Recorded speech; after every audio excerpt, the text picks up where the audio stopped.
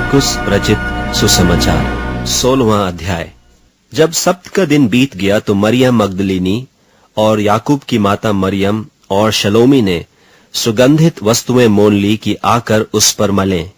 और सप्ताह के पहले दिन बड़ी भोर जब सूरज निकला ही था, वे कब्र पर आईं और आपस में कहती थीं कि हमारे लिए कब्र के द्वार पर से पत्थर कौन लुढ़काएगा।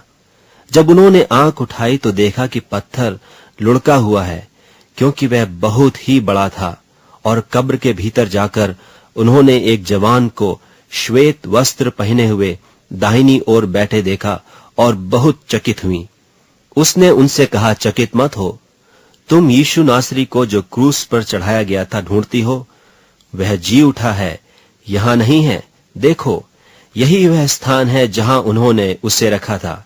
परंतु तुम जाओ और उसके चेलों और पतरस से कहो कि वह तुमसे पहले गलील को जाएगा, जैसा उसने तुमसे कहा था, तुम वहीं उसे देखोगे।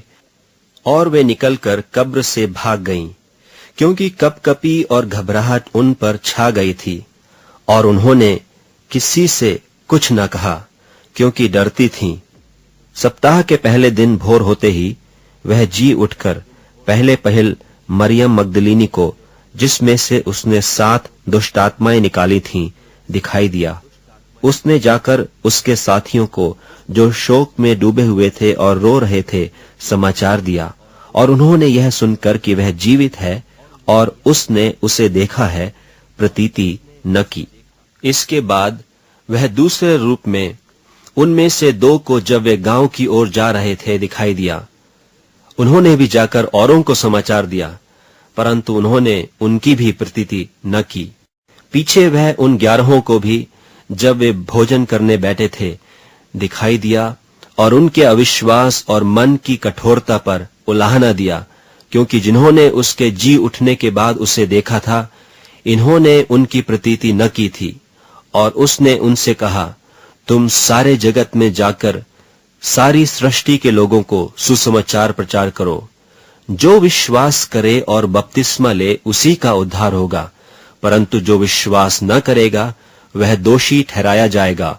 और विश्वास करने वालों में ये चिन्ह होंगे कि वे मेरे नाम से दुष्टात्माओं को निकालेंगे, नई नई भाषा बोलेंगे, सांपों को उठा लेंगे, और यदि वे नाशक वस्तु भी पी जाएं तो भी उनकी कुछ हानि न होगी। वे बीमारों पर हाथ रखेंगे और वे चंगे हो जाएंगे। निदान प्रभु यीशु उनसे बातें करने के बाद स्वर्ग पर उठा लिया गया और परमेश्वर की दाहिनी ओर बैठ गया। और उन्होंने निकलकर हर जगह प्रचार किया, और प्रभु उनके साथ काम करता रहा, और उन चिन्हों के द्वारा जो साथ साथ होते थे, वचन को दृढ़ करता रहा। आमीन।